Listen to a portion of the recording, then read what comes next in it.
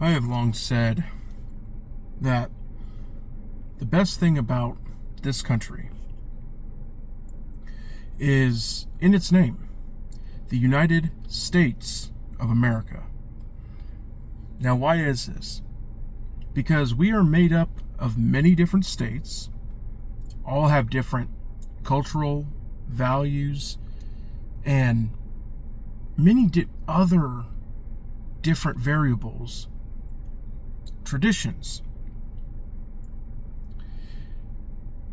And if you want to live a certain way, it's essentially a la carte.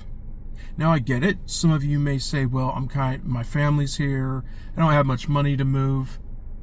But the thing is you can make it a life goal to live in a state that represents your values. For example, I lived in Washington. Seattle, about 40 minutes south of Seattle, in Tacoma. And it's one of the most far left states now. I don't even think you can own an AR-15. No firearms with magazines, or no magazines over 10 rounds. And I moved to Oregon about 6 years ago. What's the problem with Oregon? Well, now, despite Measure 114 not taking effect because of its constitutionality, or lack thereof, the Democrats who are in power, in their supreme wisdom, have decided to legislate gun control. Sorry, I have medication in. And the problem here is now they said, well, we can't get it through that, and if we do if we vote on it again, the people are not going to choose us. They're not going to choose our what we want, which is gun control, because it barely passed, and now everybody's aware of it, and they'll never vote for it again. So now they're going to legislate it in. So what did I decide to do? It took me a couple of years, got an education, and now I am going to do a master's degree in a state that actually represents who I am. This state is Wyoming. Now, it's not just enough to move to a state that has the values, because there could be a problem. I took a course recently in my bachelor degree called Rural Anthropology. And what this is essentially trying to define what rural is. Now, this may seem like a tedious thing to learn, but it was actually very interesting. And it was examining the duality of urban versus rural, the benefits of both, and what constitutes as rural, suburban, exurbs, transitional spaces, all of that.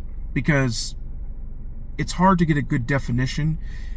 Most would say population, but that's often not the case, because there are areas with a lot of people that are actually rural, and there are places with not so many people in it, but are actually urban, like, Detroit was.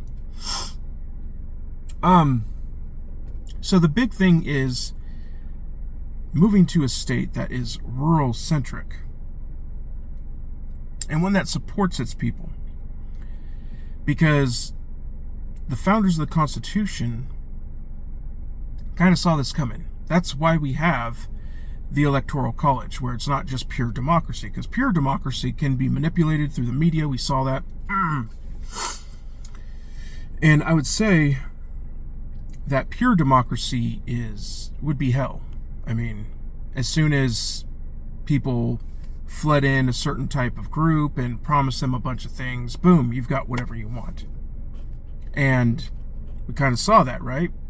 Why do you think a certain party is looking to keep many of the people who migrated here illegally? They're fighting for their congressional seats and all of that, because they know, that's what supports them. So if you have a problem with your state, then move. Even if you have to make it a life goal. Okay, you can't do it now. The problem is that our country is supposed to have the Constitution as a stopgap, right?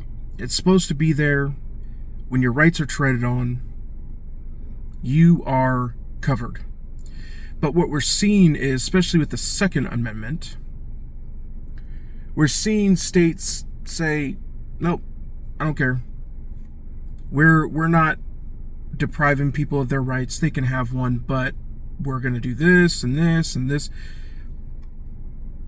But the Constitution literally says shall not be infringed.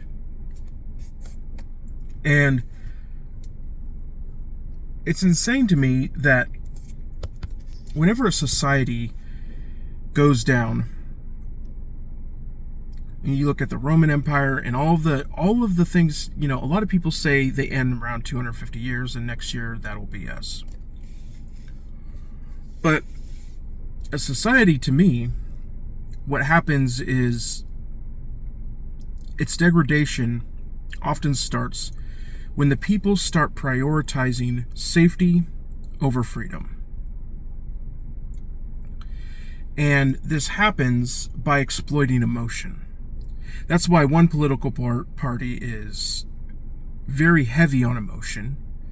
How can you not, care about these families who are all this, whatever? But the problem is that freedom requires risk. And a lot of the times when people are victims of mass pew events, right? It's because those areas were no gun areas. So what's the solution? Do we give teachers firearms? Yeah. And I think they also could do a better job at security. I mean, how are these places allowing just anybody in? But yeah, I do think we need to get over our being scared of gunpowder. That's just what happens. If you want, put a silencer on it so it doesn't hurt the kids' ears. But freedom comes with risk. And here is the big lesson to be learned. Promise I won't make this video too long. Here's a big lesson to be learned. When you choose security over freedom, you invite tyranny. And tyranny has no requirement to observe your freedom nor your security. And once you get to that point of tyranny, you're locked in. That's it. The biggest problem we have now is that the United States was the last place for that bastion of freedom. That's why we take it so seriously. We came over here, we conquered this land, didn't colonize it, we conquered it, and now there's nowhere to run. So what you're seeing now is a lot of globalist forces trying to overrun the First Amendment. I don't know if you saw the Germans, how they laughed in a 60-minute interview, I think it was, where if they criticize a public official, they'll get arrested, and they say, yeah. That's insane. They're becoming like the 1930s again. We need to be very careful. But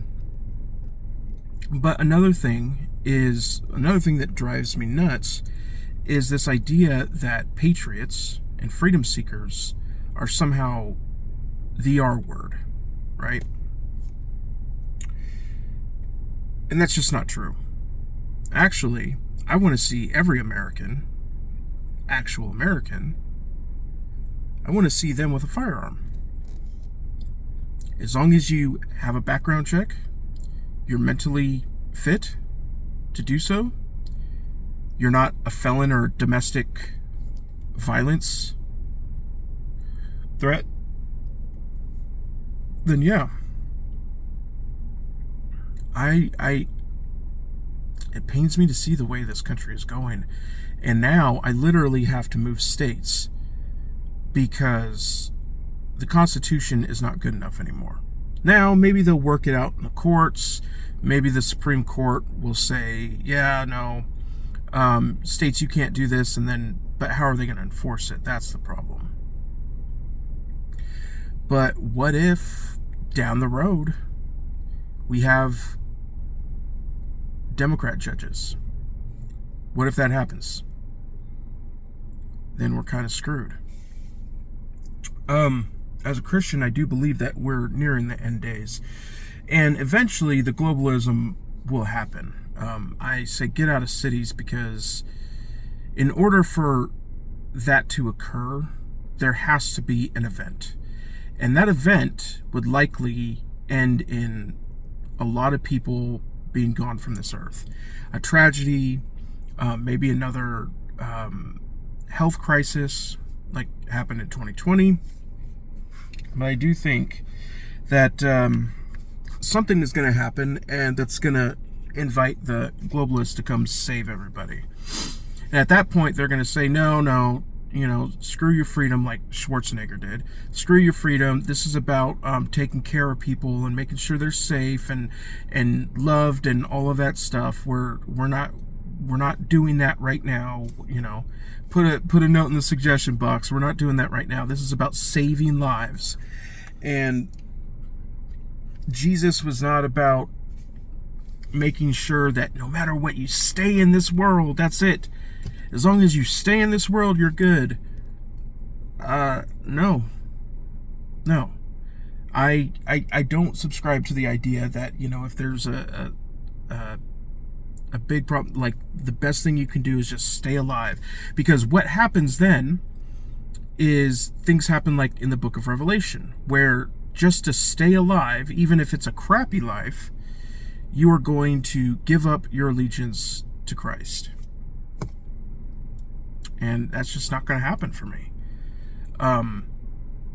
This life barely has things that I want to stay in, I mean, my wife and my faith is going to come with me no matter where. And then the small things in life, But in the meantime, moving to rural spaces, the country, I think that's the next step forward. And if there ever was going to be a civil war, I think that cities versus rural is going to be at the center, at the forefront. Or it is going to be states that prioritize their rural communities. Like Wyoming, 37% rural. California, 5% rural. I believe, now that's not always, that's not always the case, because I believe Vermont is like the highest at 66% rural. But they're not really, So, rurality does not necessarily mean your political party, but we all know the states that prioritize them. Just look at the map.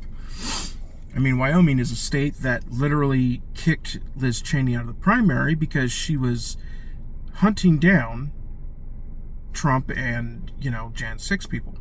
Now, I'm not a Trump fanboy, but what they did to him was ridiculous. And so now they have a new representative. But anyways, I'm going to start doing more videos. And once I get set up in my new apartment, maybe I'll do some live streams and all of that. I've got the followers for it. And I'll talk to y'all later.